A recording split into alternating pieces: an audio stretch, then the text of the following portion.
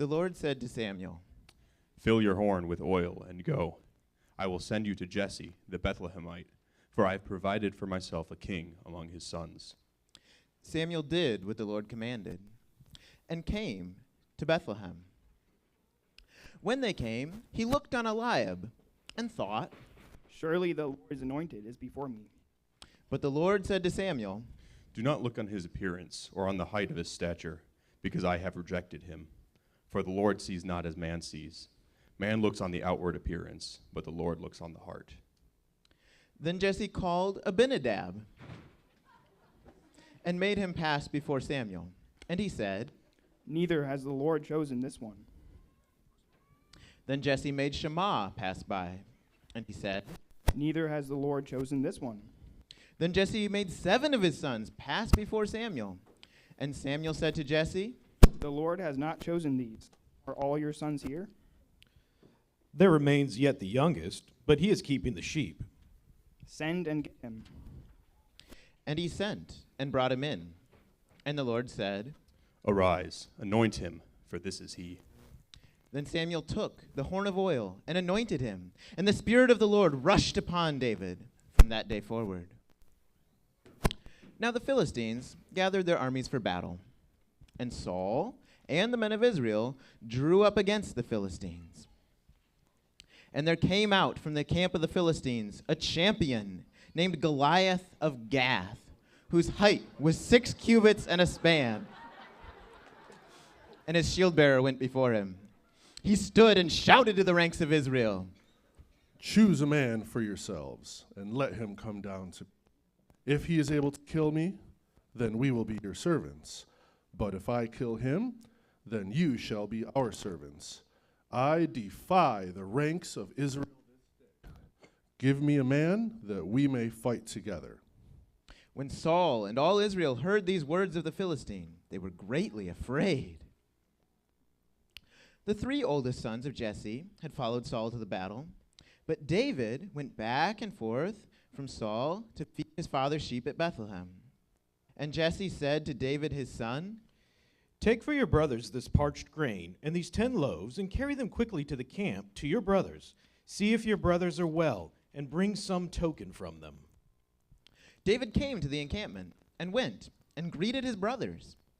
As he talked with them, behold, the champion Goliath came up out of the ranks of the Philistines and spoke the same words as before, and David heard him. And David said to the men who stood by him, "Who is this uncircumcised Philistine, that he should defy the armies of the living God?" When the words that David spoke were heard, they repeated them before Saul, and he sent for him. David said to Saul, "Let no man's heart fail because of him. Your servant will go and fight this Philistine." "You are not able to go against this Philistine to fight with him, for you are but a youth, and he has been a man of war from his youth." "Your servant has struck down both lions and bears, and this uncircumcised Philistine shall be like one of them, for he has defied the armies of the living God. The Lord who delivered me from the paw of the lion and from the paw of the bear will deliver me from the hands of this Philistine." "Go, and the Lord be with you." Then he took his staff in his hand and chose 5 smooth stones from the brook and put them in his shepherd's pouch. His sling was in his hand, and he approached the Philistine. The Philistine moved forward with his shield-bearer in front of him.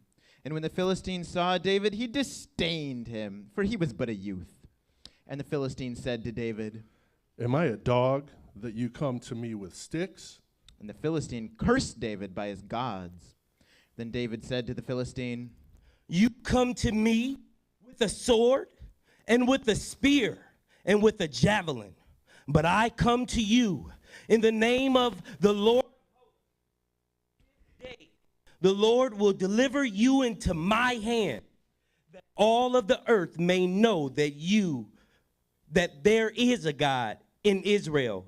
For the battle is the Lord's, and he will give you into our hand." When the Philistine arose and came and drew near to meet David, David ran to meet the Philistine. David put his hand in his bag and took out a stone and slung it and struck the Philistine on his forehead.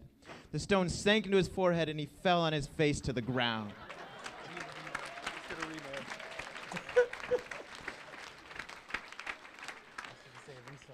So David prevailed over the Philistine. He ran and stood over the Philistine, took his sword, and cut off his head with it. When the Philistines saw that their champion was dead, they fled. The men of Israel and Judah rose with a shout and pursued the Philistines as far as Gath.